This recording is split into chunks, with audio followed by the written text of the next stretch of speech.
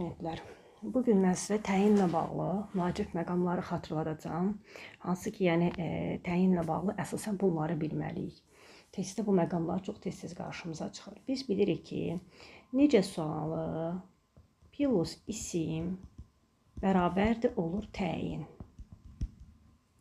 Necə sualı plus feil bərabərdir olur zərflik. İndi baxaq. Yazıram ki, bu yaxşı kitabdır. Bu yaxşı kitabdır. Kitab, burada yaxşı sözü olur təyin. Çünki kitab isimdir. İsimlə ifadə olunduğu üçün, isim xəbər olduğu üçün olur təyin. Yaxşı kitab və yaxud da maraqlı kitab, hər kəsin xoşuna gəldi. Yazmına vaxt getməsin. Necə kitab? Maraqlı kitab. Yenə isim gəldiyi üçün olur təyin. Sonra Rəsul yazıram. Yaxşı oxuyur. Rəsul yaxşı oxuyur. Burada yaxşı sözü oldu zərflik. Çünki özündən sonra feil gəldi. Biri də var, deyirəm ki, yaxşı, sən deyənlə razıyam.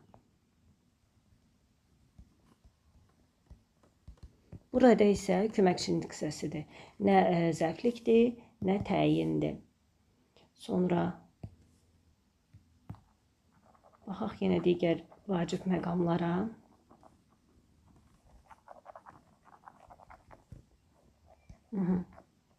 Deməli,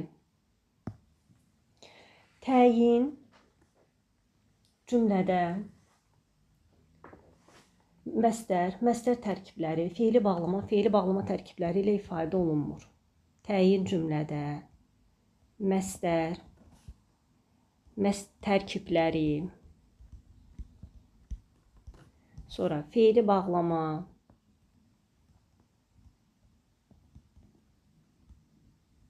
və feili bağlama tərkibləri, məsdər feili bağlama tərkibləri ilə ifadə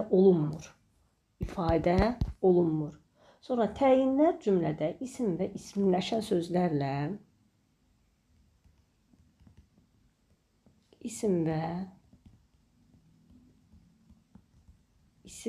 sözlərlə, daha doğrusu söz və söz birləşmələri ilə, isimləşən söz və söz birləşmələri ilə ifadə olunan bütün cümlə özvləri ola bilər. Yəni, təyin cümlədə isimlə isimləşən sözlərlə ifadə oluna bilər. Sonra təyin cümlədə bütün cümlə özvlərinə aid olur.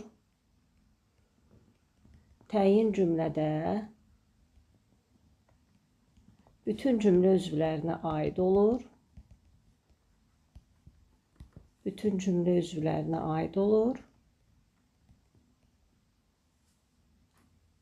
Bəzən təyin feili xəbərə də aid ola bilər. Baxın, bəzən təyin cümlədə feili xəbərə də aid ola bilər. Və onların hər birinə tabirlik əlaqəsi ilə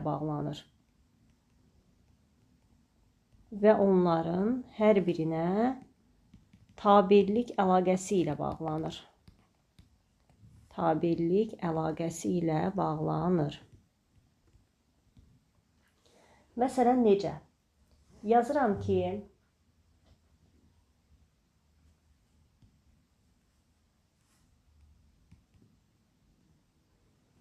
onun yaxşı oxumağı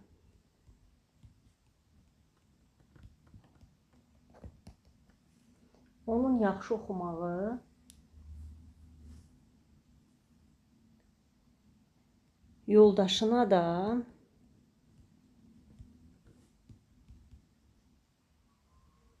yaxşı təsir bağışlamışdı.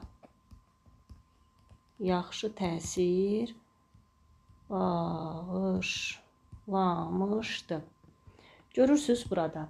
Deməli, bəzən təyin feili xəbərə də aid olur.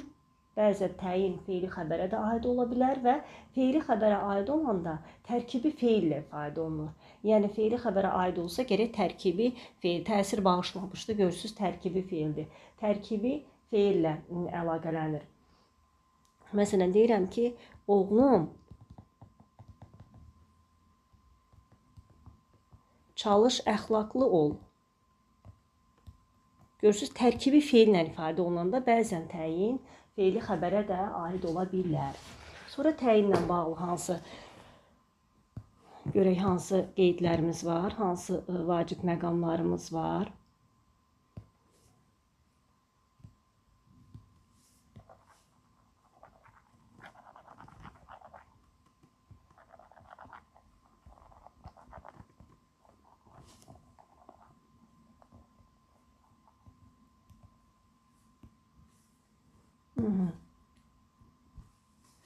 Sonra keçirik təyinlə bağlı digər vacib məqamlara. Deməli, təyin, məsdər tərkibləri feili bağlama tərkiblərlə ifadə oluna bilmir. Təyin nə ilə ifadə oluna bilmir? Məsdər, onun tərkibləri və feili bağlama və onun tərkibləri ilə ifadə oluna bilmir. Təyin, məsdər və məsdər tərkibləri feili bağlama tərkibləri ilə ifadə olunmur. Təyin feili birləşmənin əvvəlində gələndə, bəzən təyin feili birləşmənin əvvəlində də gələ bilər. Və feili birləşmənin əvvəlində gələn təyin müstəqil söz kimi işlənə bilmir. Feili birləşmənin əvvəlində gələn təyin müstəqil söz kimi işlənə bilmir. Məsələn, yazıram ki, yeni bina tikiləndə,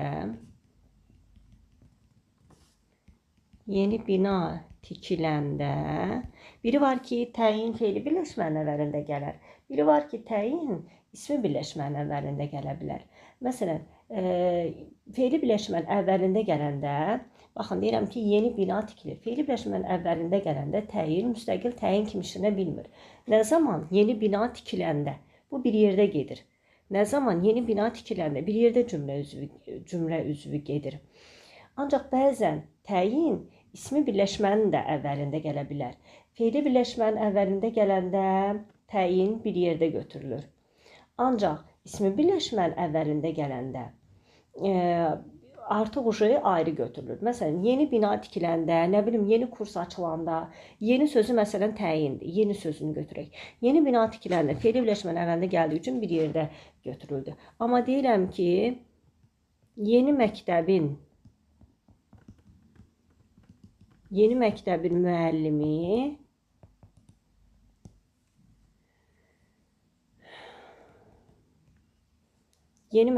müəllimi tutaq ki,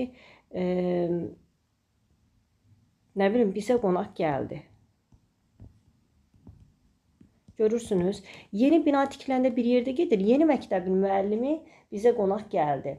Deməli, kim qonaq gəldi? Məktəbin müəllimi, hansı məktəbin müəllimi?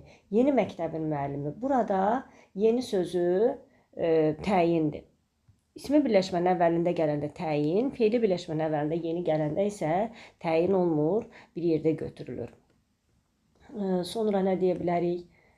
Bəzən təyinlə təyin də sintaktik əlaqəyə girir, abituriyentlər. Məsələn, biz deyirik ki, təyin özündən sonra isim gəlir. Ancaq bəzən təyin özündən sonra yenə təyin gələ bilər və təyinlə sintaktik əlaqəyə girə bilir. Bax, məsələn, yazıram ki, qırmızı kərpiçli ev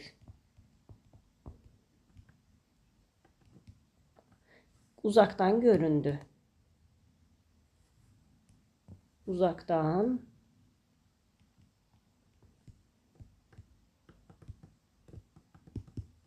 sonra balaca şirin körpə, hətta balaca şirin körpə Lalə, tutaq ki, deyirəm, balaca şirin körpə Lalə yuxuya getdi. Və yaxud da deyə bilərəm ki, uzun ətəkli Səidə mənim bacımdır. İndi baxın, qırmızı kərpiçli ev Qırmızı bir təyindir, bir təyin. Görürsüz, təyinlə sintaktik əlaqəyə girdi. Balaca şirin körpə, balaca təyin, yenə təyin. Təyin təyinə aiddir. Təyinlə sintaktik əlaqəyə girdi. Uzun ətəkli səidə. Burada yenə təyinlə sintaktik əlaqəyə girdi. Burada səidənin əlaməti ətəklidir, ətəyin əlaməti uzundur. Burada da körpənin əlaməti şirindir, şirinin əlaməti, yəni şirinə dair olan balaca şirin, əlaməti balacadır. Sonra təyinlə bağlı nə deyə bilərik? Təyin tamamlıq zərflik əsasən feili xəbərə aid olur. Təyin tamamlıq zərflik feili xəbərə aid olur. Və təyin dedik, məsdər tərkibləri feili bağlama tərkibləri ilə ifadə olunmur. Təyin tamamlıq zərflik və feili xəbərə aid tamamlıq zərflik və əsasən də feili xəbərə aid olur. Belə əziz abituriyentlər, təyinlə bağlı bu qədər. Ümidvaram ki, anladınız. Nə isə qaranlıq qalsa, nə isə başa düşməsəniz, əgər nə isə ola bilər ki, mən də səhv eləyə bilərəm, nə isə səhv etmişəmsə, rəylərdə yazmalı, sual verməyi unutmayın. Dinlədiyiniz üçün təşəkkür edirəm.